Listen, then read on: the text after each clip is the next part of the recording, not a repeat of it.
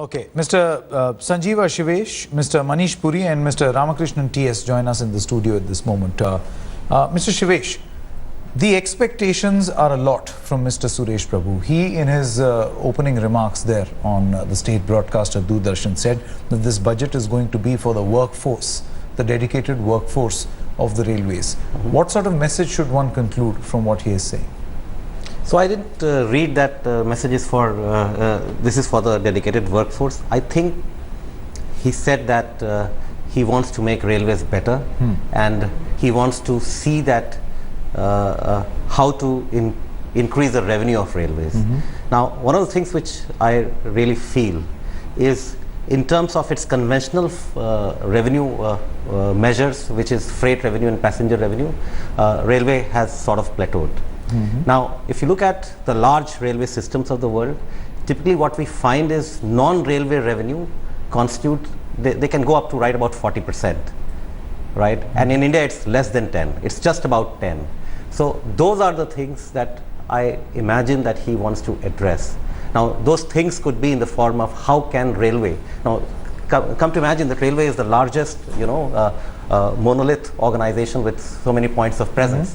So it can become #1 advertising channel for the country, right? So is there a way you can generate 10,000 or 15,000 crores through advertising, right? So that's, is there a way you can make it one of the best retailing environments in the world, right? So, and that's why there's a whole lot of talk about station development corporation, etc., right? So those are the measures which I expect this time.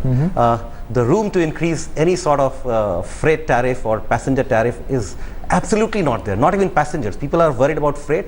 I'm also worried about that you cannot increase the passenger tariff because at the higher segment you are competing with airlines, and if you increase the tariff, people will switch over to airlines, and they are thriving, they're doing really well. Absolutely.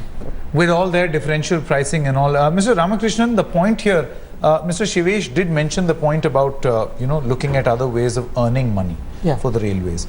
My question is very basic from the point of view of a person who still uses the Indian Railways. My problem is safety, security, cleanliness. Now, these are very basic concerns. If you heard all the reports that our reporters filed, people are largely talking about this again and again and again. Why are these basics not being sorted out? Yeah, I mean, they have addressed it at safety being the biggest concern. Yeah, they need to actually make a lot of huge investments in terms of safety. Most of the, equipments and route relay interlocking systems that right now they are using are all actually, in dilapidated condition because they have invested around 20-25 years back and they have not, replaced it. Even tracks are not replaced, which are pending.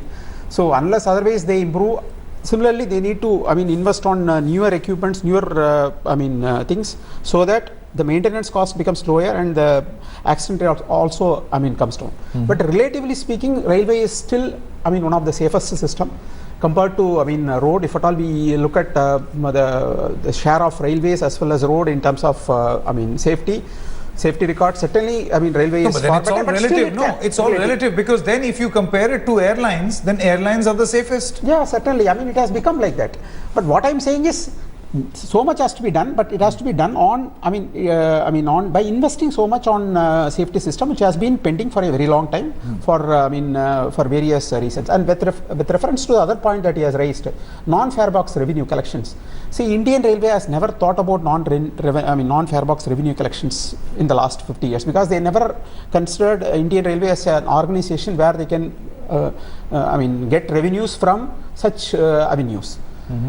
So as a result, what happened is now they are starting afresh, and it will take some more time for them to actually consolidate these non-revenue box collection. Let us look at Delhi Metro and Mumbai Metro. Both are doing extremely well with reference to commercial, non-fare box collections. Delhi Metro has reached only, has got 17% of the total revenues from non-fare box collections, whereas Mumbai Metro has got only 10%. So it is very difficult to push Indian Railways to get 40% of the total revenues from non-fare box collections. It may take another. It can be one of the things that Indian Railways does. Maybe not achieve that goal that Mr. Shivesh is talking about, but definitely inching towards that. Mr. Puri, your comments, please. So, when you talk about the issue of safety, I think we have to understand where the problem comes from. Part of the reason why safety is becoming more and more of a concern is the fact that your Indian rail network is being pushed in terms of capacity to a level where the technology that has been put in place is not enough to secure safety for the passenger. Which means that when you're talking about the issue of safety, it is not just an issue of wanting to do something in the short term, but addressing the issue of capacity. If you keep pushing more and more traffic into a congested pipeline, at some point the pipeline will burst. So I think on the safety issue, the solution cannot be short-term technology gimmicks, but you've got to look at adding capacity into the system, which means investment at a level of expansion track.